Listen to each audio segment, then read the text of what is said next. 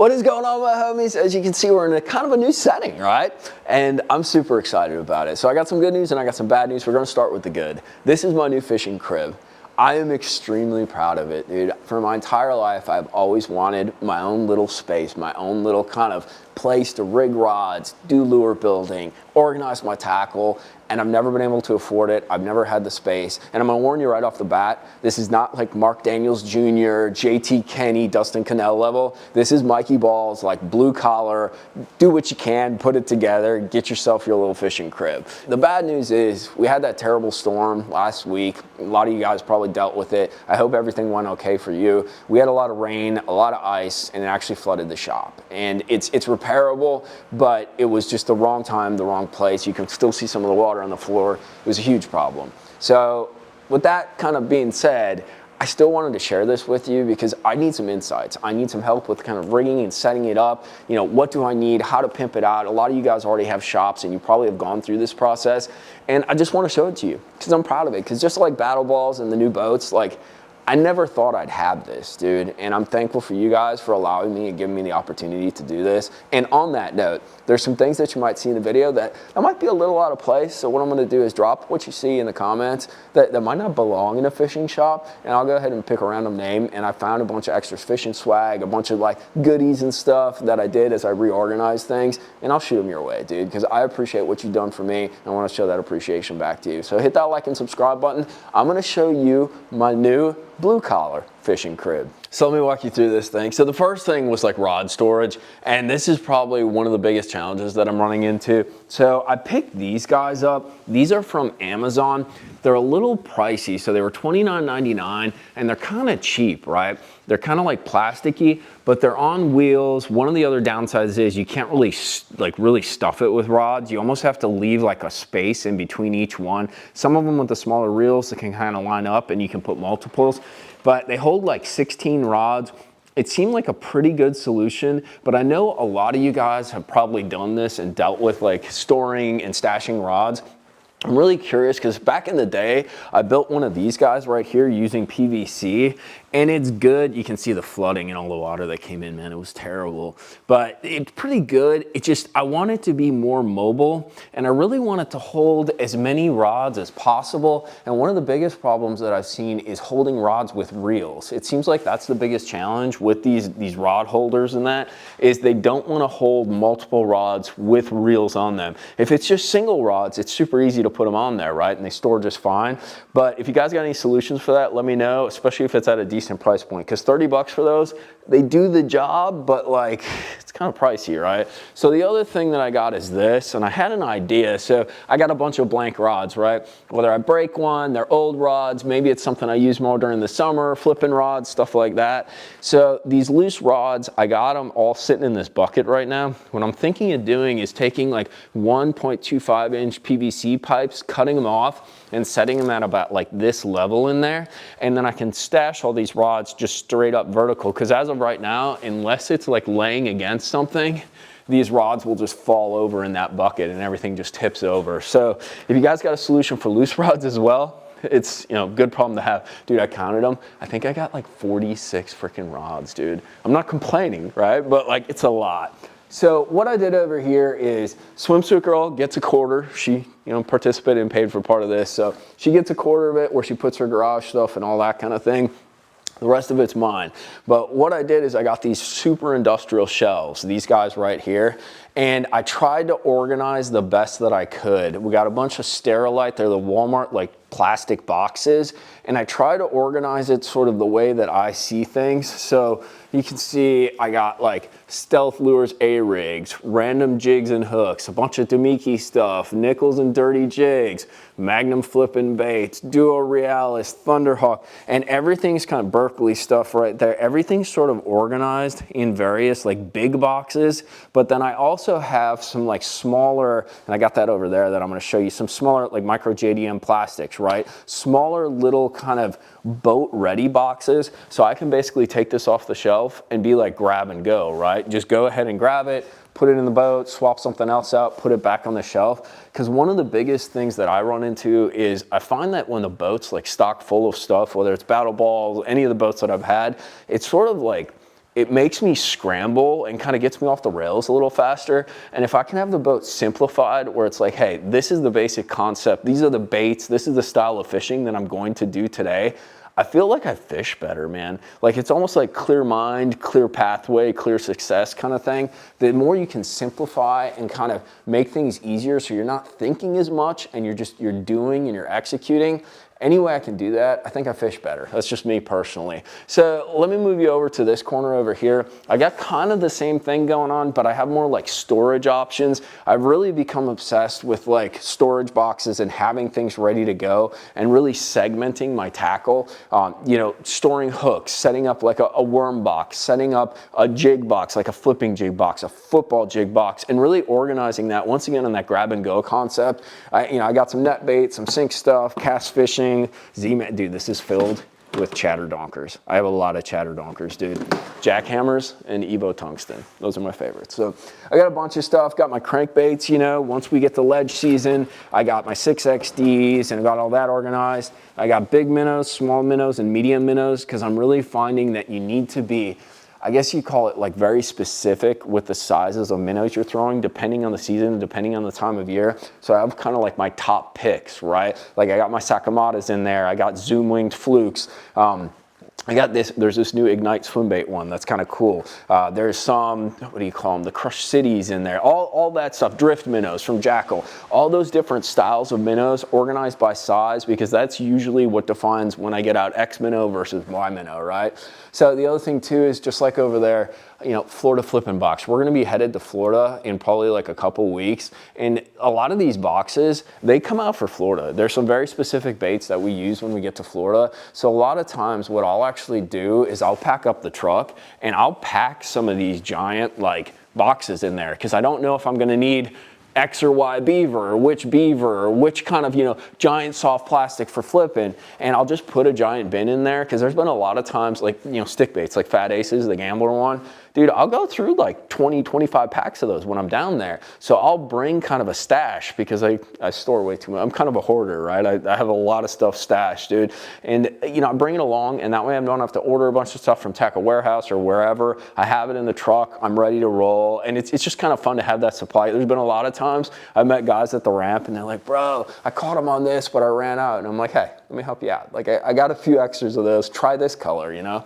So this is one thing that I'm pretty stoked about. Once again, it was sort of a compromise, and this is a workbench, right? It's a rubber wood workbench that I found on Amazon. It was like 250 bucks. So not cheap, not pricey, kind of in between. It's not super high quality, but for the reviews, it was the best one that I could find. Has a little power strip right there, has a nice little pegboard in the back, and I did these like little magnetic lights on the back. It seemed as I knock stuff over, they kind of magnet right on there so I can put them wherever. Plus there's a little light. Let me show you this real quick.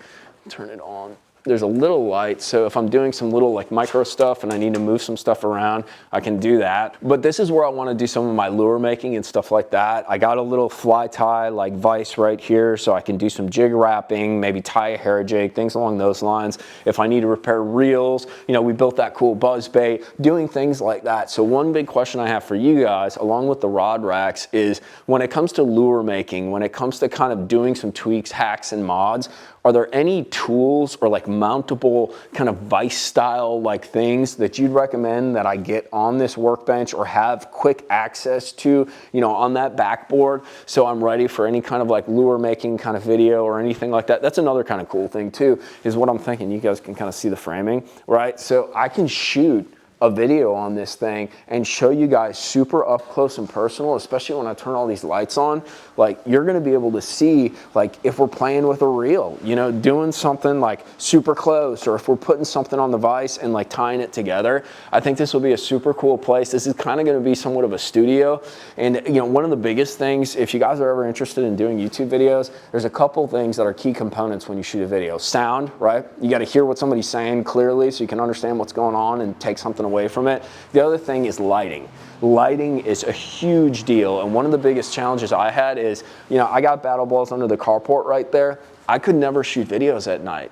because it was too damn dark, right? So my buddy Matt Hampton, I'm gonna show you up here, he actually helped me install, these are T5 lights. So we got a bunch of those up there, they're LEDs, and then we got a bunch of, you know, the magnet lights on there, and then this will probably wash out the camera, but I got these giant fluorescent lights, so this place is really well lit. I'll be able to shoot stuff at 11 o'clock at night, or rig rods, or tie knots, and never worry about not being able to see things. And that's really been a challenge for me. Once it gets dark out, it's very hard for me to shoot or do tackle rigging and things like that. Swimsuit Girl's gonna hate it, and she's gonna regret like helping to put this thing together, because my ass is gonna be hiding out here doing a lot of videos and playing with a lot of gear.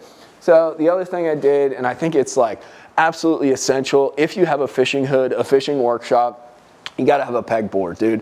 So I threw a bunch of stuff, the tables for kind of shooting our garage talks that we do, but I put a bunch of stuff on the wall. You guys can see, I got a rocket reel, you know, a bunch of trocar hooks, some bait fuel, cast braid, minnows, IP and pools, because I do, why not? You know, just a bunch of swim baits, the old Chad Shet, a bunch of stuff, a koike, things that I might like kind of like grab and go, grab and use as I head out to the lake. And also, it's just super cool. I found a bunch of stickers in my office, dude, and I just stuck, like, I gotta show these. Epic Eric does some of these stickers, dude. Check these out.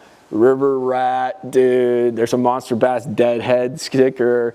There's another one down here, Bass Palooza. Like, he does a bunch of cool stickers, dude, and I really I never had a place for them, right? So now that I got that pegboard, I got a place to put them. And once again, this is a great place to actually shoot the videos, right? It's gonna be a great setup to kind of talk about tips, techniques, any kind of mods, or any way we're like catching fish on Gville, Florida, whatever, dude. So the other thing, of course, we gotta have toolboxes. Once again, I tried to cut every corner I could. My buddy, dude, my neighbor, he's like, bro, I see you're putting together a shed. I'm like, hell yeah, dude, it's super cool. He's like, hey, I got a toolbox for you. Bro, I scored this badass toolbox. So I got a bunch of tools if I need to do some work on the boat. I also got this guy from Walmart. I'm a Walmart kid, dude. That's the way I roll. It's not super high quality. It's a Hart toolbox, but it was like only like $100. Some of these get really expensive. And to be honest with you, all I needed was something to kind of organize, you know, my ratchet sets, my pliers, my vice grips, you know, just like basic tools. I don't have fancy stuff, but I needed something where I knew where what I needed was. I could grab it quick, knew what I had, and get the task done, solve the problem, fix whatever I had to fix. So one of the biggest challenges, and we talked about the winter storm, right? Aside from the flooding, it's been super cold. And as you can see, you know, you're looking up, this place isn't insulated. And I looked at price points for spray insulation, and dude, that stuff is expensive, and I'm not gonna go dump like $1,000, $2,000 into insulating this thing. I know a lot of guys and buddies who've recommended that. I'm not spending that money, dude. It's too expensive. So it is gonna get cold out here. It's kind of cold right now, to be honest with you. So I tried to find sort of a compromise solution, and I had some buddies recommend this guy right here. This is one of those little buddy, it's a propane heater. It goes off the little camp propane tanks, but what I did is this thing. So this is like a convection fan. There's actually no battery in there.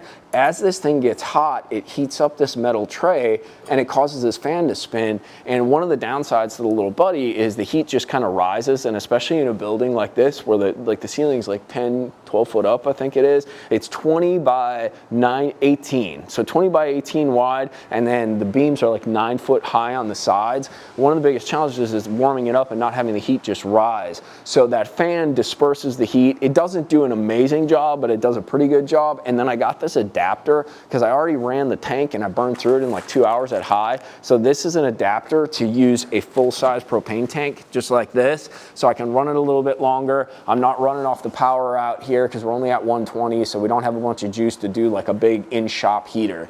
So my experience, so I got this from Allen's Factory Warehouse, and I had kind of a medium experience with them. Number one, they have the cheapest price points, right? So it was the cheapest way to go. The problem I ran into was scheduling the build. Basically, you have to wait until they get like a crew in your area to put it together. So I was able to customize this. If you go on the website, you can actually check it out. Like, this is not a plug for them at all, but it's cool because you can kind of 3D build your, you know, your little garage, your little warehouse thing. I did have some issues with scheduling with them. They canceled on me a couple times. And it was extremely frustrating because one of the biggest things with putting these garages together is timing everything, right? Like I got to get the shelving in here. I got to get the electrical. I got to, you know, get the toolbox. Like I had everything ready to go. And they're like, yeah, we're not going to be there. I'm like, why? I'm like, oh, we don't know. You know, so that process was a little frustrating. In the end, though, they finally got a team here. They built it up, and dude, it turned out absolutely sick. So I'm stoked about the overall outcome. It was a little bumpy getting to the end game, but I'm pretty stoked about how it turned out, dude. I want you guys to kind of let me know what you think, though. I am super proud of this. I never thought I'd have a place like this to do kind of my fishing stuff, to do my tackle, to shoot videos like what we're doing now. And I'm really proud of it, dude, because just like the boat, right? I never thought something like this would happen. I know it's not as big time as a lot of like the pro kind of sheds and shops that you see, but it's what worked for me and it's what I could afford. And it's really gonna allow me to be a little more efficient with fishing as well as shooting some of these YouTube videos and just give me a place, like I said, Swimsuit Girl is gonna really regret it, but it kind of gives me a place to go and extend that sort of experience of being on the water. I can prepare, I can think clearly. It's my little space to kind of think about fishing, get prepared for the day, and go ahead and get after it. But definitely drop down in the comments box anything that you recommend that I add to this place. We're in the very first steps of putting it together. I am open to anything, and you guys have a bunch of experiences. I'm sure you guys got small shops, big shops, medium shops, so you guys have been down this path. Throw it down in the comments, recommend what I should add to it, tweak, or build myself, dude. I'm all ears. But hope you guys enjoyed this. I'm actually going to tie some things up because we're going to go fishing once this cold weather secedes and have a little fun with it, dude. Later, my homies.